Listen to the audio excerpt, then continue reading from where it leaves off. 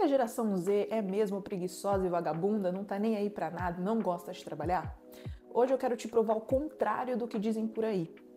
Eu sinceramente acho que é um sintoma de como a gente entende a sociedade à nossa volta.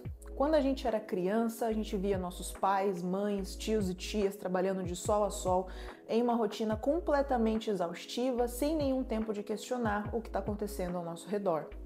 Você já deve ter escutado diversas frases sobre a geração Z, esse grupo de pessoas nascidas entre 95 e 97 e a primeira década dos anos 2000. Eu tenho 28 anos, então eu tenho propriedade para falar sobre os meus pares.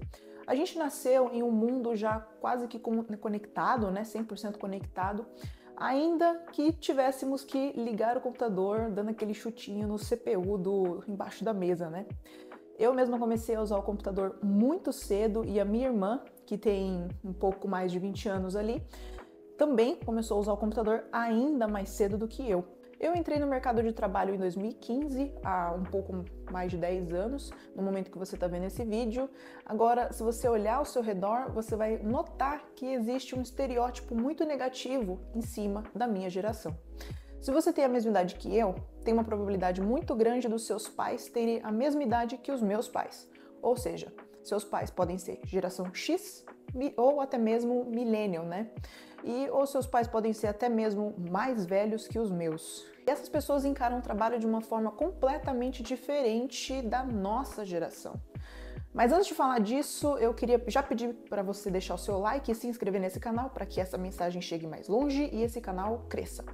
A lógica de funcionamento dessas pessoas é totalmente orientada em volta do trabalho. É um pessoal que pegou a ditadura, transição do cruzeiro para o real, regulamentação de preços, uma série de eventos que transformaram essas gerações, né? E o trabalho talvez seja a única coisa minimamente segura num mar de tragédias. Mas ao mesmo tempo eu não deixo de me perguntar e também pergunto para você: e os seus filhos? O que eles estão experienciando agora? Bom, para isso é só a gente olhar ao nosso redor. Como é que está o preço das coisas? Como é que estão as coisas quando você vai no mercado?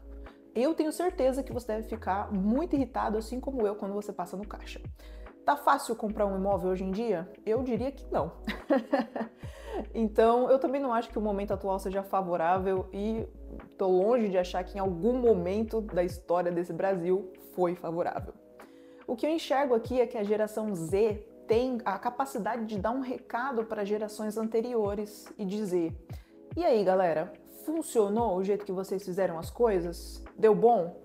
Eu acho que não. Por muitos anos eu dediquei inúmeras horas ao meu trabalho e eu ainda dedico diariamente. Eu sou CLT, mas ao mesmo tempo eu tenho a minha produção online, né? Eu trato o YouTube como um trabalho, tenho as minhas newsletters e eu levo isso muito a sério, assim como eu levo o meu trabalho.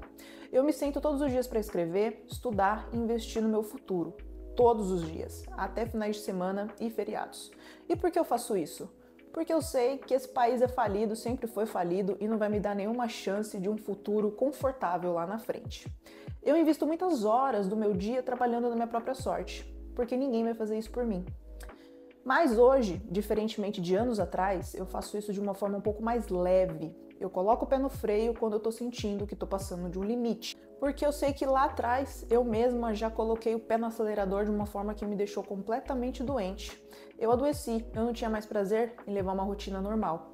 Porque eu cruzei uma linha bem fina entre o que é saudável e produtivo e o que é tóxico e totalmente improdutivo. E assim, eu tô falando isso aqui porque eu sei que existem milhares de outras pessoas que diariamente acabam cruzando essa linha, seja por não terem discernimento sobre o que é saudável ou não, ou porque a vida tá sendo muito cruel com ela e obrigando a cruzar essa linha entre o que é saudável e o que não é saudável. E a coincidência aqui é que eu vejo que a geração Z tem muito mais noção dessa linha do que os seus pais, por exemplo. A geração Z, ela tem sonhos, ela tem desejos, ela tem vontades, mas ela quer chegar lá de uma forma diferente dos seus pais. Eu acho um absurdo, por exemplo, você responder e-mail de trabalho às 22 horas. O que vai mudar às 22 horas da noite? Algum problema realmente vai ser resolvido? Não dá para responder isso pela manhã? Eu acho inaceitável você não ter tempo de ir na academia, de marcar um médico, de ficar com a sua família, porque você está trabalhando demais.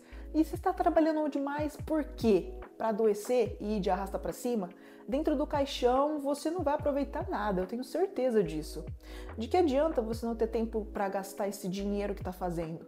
Se é que você está fazendo todo esse dinheiro. Essa é a lógica de trabalho que a gente tem no Brasil, infelizmente. Um país que acha lindo você ser workaholic, que aplaude quando você passa de 10, 12 horas enfiado dentro de um escritório, não tem produtividade nenhuma que aguente isso. E se você acha que aguenta, eu tenho um recado para você. Você está mentindo para você mesmo ou alguém já é dono do seu corpo. Ou pode ser as duas coisas também. E falando em produtividade, o Brasil é um dos países com piores índices de produtividade no mundo. E você consegue medir isso atrelando a capacidade de trabalhar e aprender e colocar tudo isso em prática. Ou seja, o quanto um colaborador, um funcionário, ele consegue absorver de novas informações e colocar isso em prática ali no seu ambiente de trabalho.